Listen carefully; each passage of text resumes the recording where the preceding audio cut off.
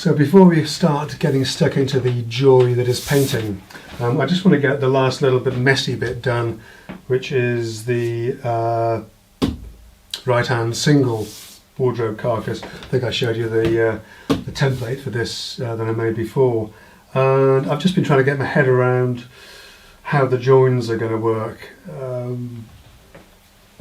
On this left-hand side, wrong thickness, but on the left-hand side here, that's just a straight piece of MDF straight to the back, and the back itself is just a piece of 6mm that's planted on. But this corner here, you've got to have some sort of edge, some sort of angle for it to plant onto, and then there's a trickier join here. What do you do that? Do you miter it evenly? Just got to noodle all this stuff around the base. Obviously these sides attach onto the base, and in fact it turns out that the solution is pretty straightforward actually.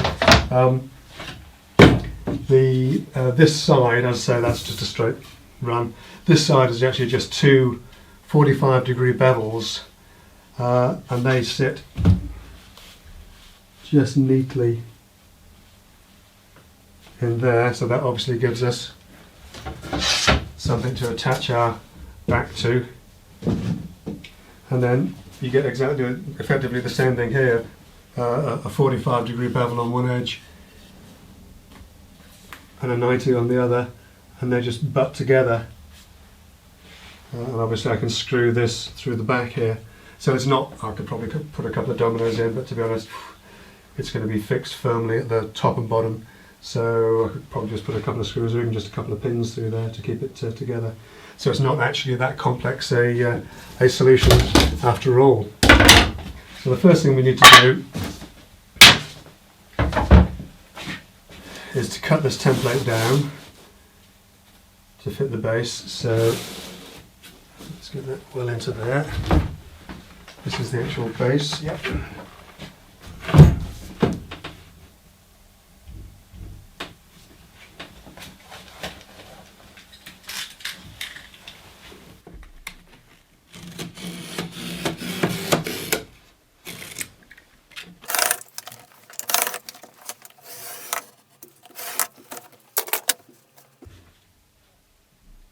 I'm using a couple of strips of 18mm MDF as gauges for the size of the carcass.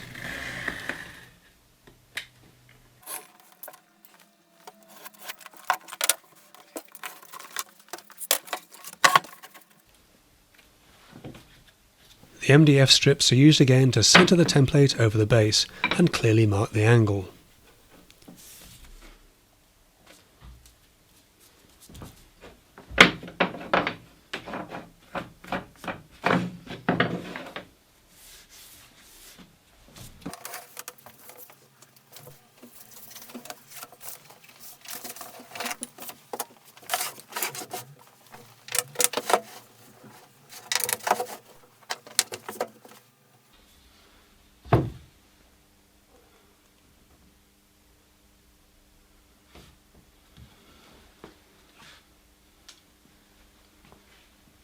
With the base located against the bench dogs, we can cut it to size. No jokes about cutting corners, please.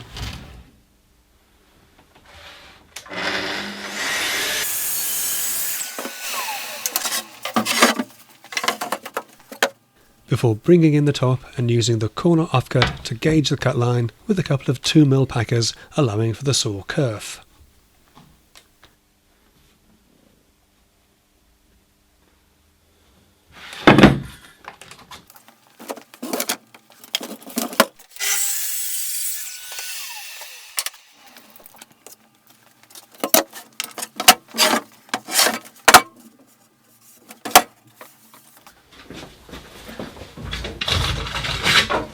There's a few people accuse me of guide rail sloppiness, and I don't clamp my rails down very often. I've found that they grip pretty well on their own, but for things like this, a long straight bevel cut, you bet I'm going to clamp it down.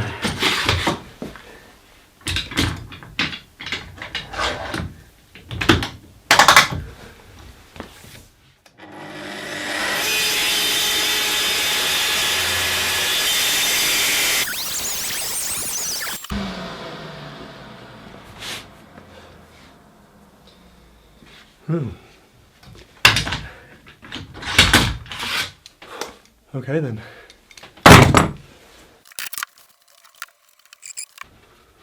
And with the first bevel cut, it makes sense to check it against the angle of the base.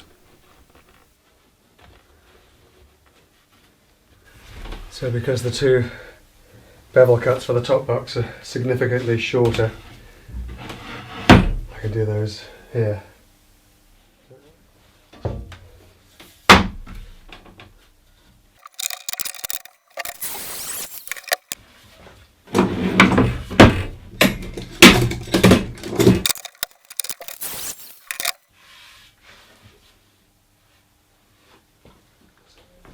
And then it's time for the awkward long bevels.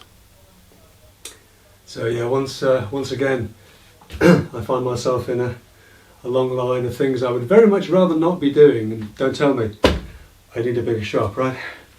Oh, man.